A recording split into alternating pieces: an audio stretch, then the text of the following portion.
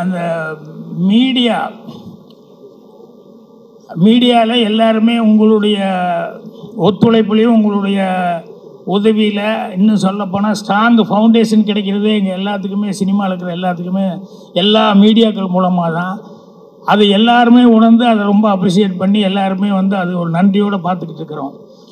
ஆனால் அதில் சில நேரங்களில் அந்த மீடியாக்குள்ளே தப்பான சில பேர் அல்லது தப்பான எண்ணம் உள்ள சில பேர் உள்ளே பூந்துக்கிறதுனால வந்து என்ன ஆகுதுன்னா ரொம்ப தப்பாக விமர்சனங்கள் வந்து கொஞ்ச நாளாக இண்டஸ்ட்ரியில் அது வந்து பெரிய ஒரு டாக்காக போயிட்டுருக்கு.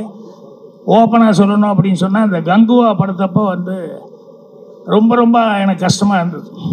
என்னென்னா இந்த படம் வந்தோடனே 2 நாள் 3 நாளைக்குள்ளே ஒரு நாள் 2 நாள் வரைக்கும் கண்டினியூஸாக தப்பாக ஏதோ சொல்லிக்கிட்டே இருந்தாங்க. அந்த அளவுக்கா அப்படின்னு சொல்லிட்டு நான் உடனே அந்த படத்தை பார்க்கணும் அப்படிங்கிற அளவுக்கு இது பண்ணும்போது எனக்கு உண்மையிலேயே வந்து அதுக்கு எவ்வளோ உழைச்சிருக்காங்க, எத்தனை வருஷம் கஷ்டப்பட்டுருக்காங்க. ஏன்னா யாருமே தப்பான விஷயத்துக்கு யாருமே கஷ்டப்பட மாட்டாங்க. ஜனங்கக்கிட்ட போகும்போது ஒரு படம் வந்து சில நேரங்களில் கொஞ்சம் இப்படி அப்படி நல்லா இருக்குது, நல்லா இல்லை, சுமாராக இருக்குது அப்படின்னு சொல்லி பேர் வர்றதுங்கிறது ஓகே.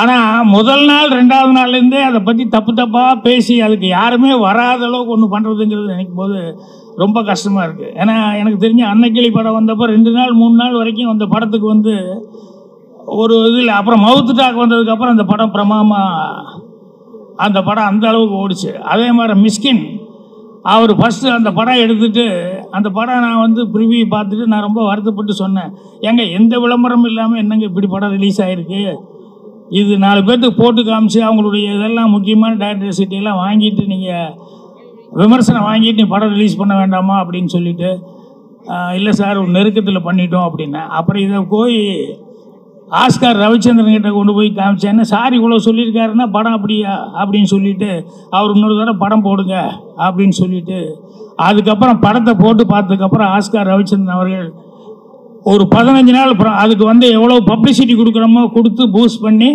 ரீரிலீஸ் வந்து அந்த படத்தை பண்ணார். இன்றைக்கி மிஸ்கின்னு ஒரு டைரக்டர் நமக்கு இருக்கார், நல்ல டைரக்டர்னு பேர் வாங்கியிருக்காருன்னு சொன்னோம்னா அது அந்த மாதிரி ரீரிலீஸ் பண்ணது. அதே 16 வயதில் நான் அசிஸ்டன்ட் டைரக்டராக வேலை பார்த்த படம் அதுக்கும் அப்படி தான். முதல்ல வந்து 2 நாள் 3 நாள் வந்து டாக்கே வந்து ஒன்றும் வரல. எங்கள் டைரக்டர்லாம் ரொம்ப அப்செட் ஆகிட்டார்.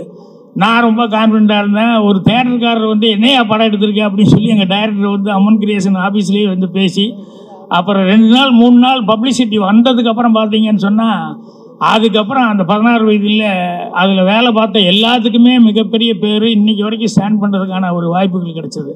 அதனால் மவுத்து டாக் வந்து ஒரு படத்தில் என்ன வேணாலும் நடக்கலாம், அது வேறு. ஆனால் மீடியா கிடச்சிருச்சு அப்படிங்கிறதுக்காக சில தப்பான ஆட்கள் உள்ளே நுழைஞ்சிக்கிட்டு அது மூலமாக வந்து என்னென்ன பேசக்கூடாதோ அதெல்லாம் பேசி ஒரு படத்தை வந்து ரொம்ப இது பண்ணுறாங்க அப்படின்னு சொல்லும்போது அது வருஷக்கணக்கில் கஷ்டம்